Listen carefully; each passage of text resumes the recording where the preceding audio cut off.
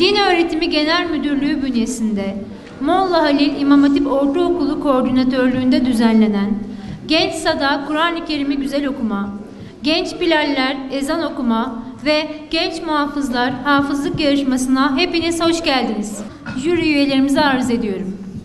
Doktor Öğretim Üyesi Hüsam Anis, Öğretim Üyesi Sıtkı Çiçek, Vaiz Mehmet Nafih Baydarman, Vaiz Fatih Karanfil, Vaiz Mustafa Demirel. Bugün yapılacak olan Genç Sada Kur'an-ı Kerim'i güzel okuma yarışmasında 12 okul, Genç Bilaller ezan okuma yarışmasında 10 okul ve Genç Muhafızlar hafızlık yarışmasında 2 okul yarışmaya katılmıştır. İlk olarak İmam Hatip Ortaokulları Genç Sada Kur'an-ı Kerim'i güzel okuma yarışması yapılacaktır. Okumasını yapmak üzere Suat Karanfil adlı öğrencimizi buraya davet ediyorum.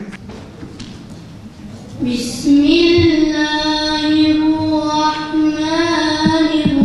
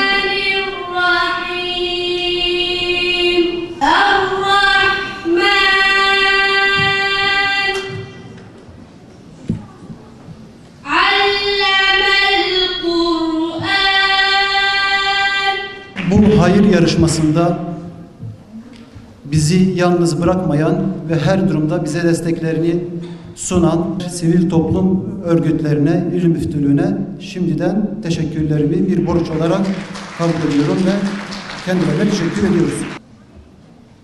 Kur'an-ı Kerim'i anlatmak için bütün kelimeler aslında baktığınız zaman kifayetsiz kalmaktadır. Yani neyi anlatacak olursak Kur'an-ı Kerim'i anlatmaya yetmez. Kur'an-ı Kerim'i en güzel anlatan, en güzel ifade eden Kur'an-ı Kerim'in kendisidir baktığınız zaman. Çünkü Kur'an-ı Kerim siz de biliyorsunuz ki başlangıcı Elhamdülillahi Rabbil Alemin'le başlar. Yani Rabbimize hamd ederek, Rabbimizin ismiyle başlar ve bitişi Nas suresiyle Vennes yani insanlarla ilgili biter. Yani kaynağın, mesajın kaynağı Rabbimiz, hedef kitle de biz insanlarız.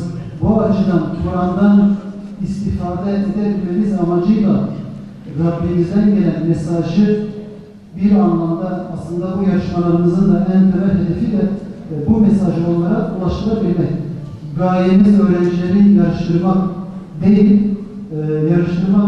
yalnız yarışmak bizim için bir vesile. Neden vesile? Çünkü sonuçta çocuklarımızı biz Kur'an'la buluşturuyoruz, okutuyoruz, ondan sonra okumalarına bir fırsat veriyoruz ve bunu her vesileyle sindirmelerine sebep olmuş oluyoruz. Çünkü bir çocuk, bir öğrenci, bir talebe ne kadar küçük yaşta Kur'an'la buluşursa temelini aldıktan sonra büyüdüğü zaman onu terk etmesi son derece zordur.